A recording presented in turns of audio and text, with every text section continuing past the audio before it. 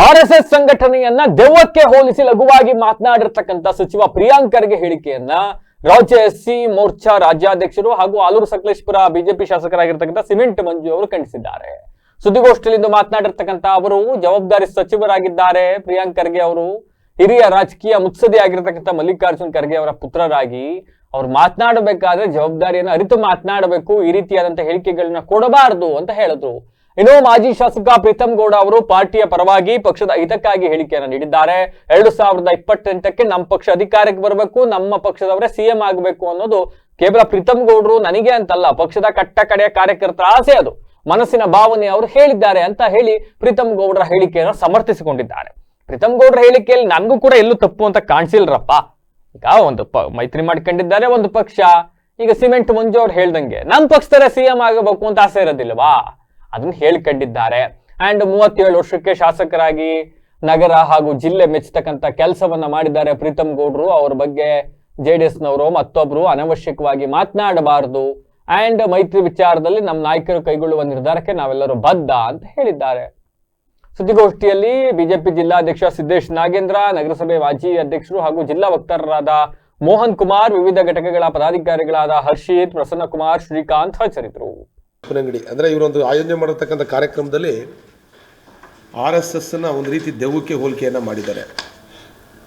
ಪ್ರಿಯಾಂಕ್ ಖರ್ಗೆ ಅವರು ಒಂದು ಜವಾಬ್ದಾರಿಯುತ ಸ್ಥಾನದಲ್ಲಿರ್ತಕ್ಕಂಥದ್ದು, ಮತ್ತು ಅವರು ನಮ್ಮ ಸಮುದಾಯದ ಪ್ರಮೋಚ್ಚ ನಾಯಕರಾದಂಥ ಮಲ್ಲಿಕಾರ್ಜುನ ಖರ್ಗೆ ಅವರ ಪುತ್ರರು ಕೂಡ ಅವರಿದ್ದಾರೆ.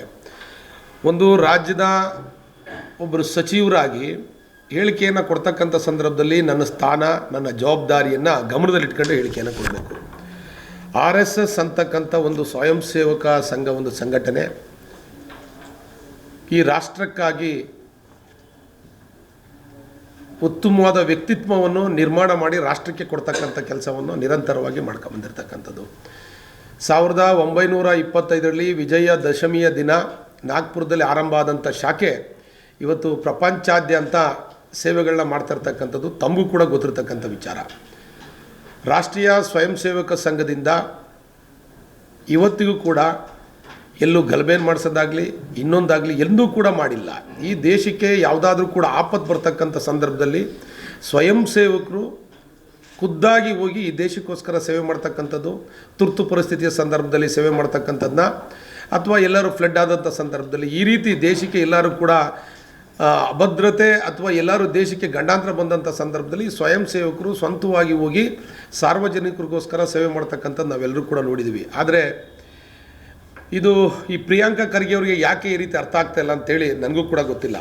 ತಮ್ಮೆಲ್ಲರಿಗೂ ಕೂಡ ಗೊತ್ತಿರೋ ರೀತಿಯಲ್ಲಿ ರಾಷ್ಟ್ರೀಯ ಸ್ವಯಂ ಸೇವಕ ಸಂಘದ ಶಾಖೆಗೆ 1934ರಲ್ಲಿ ವರ್ಧಾದಲ್ಲಿ ನಡೆದಂಥ RSS ಶಿಬಿರಕ್ಕೆ ಮಹಾತ್ಮ ಗಾಂಧಿಯವರು ಕೂಡ ಭೇಟಿ ಕೊಟ್ಟಿದ್ದಾರೆ.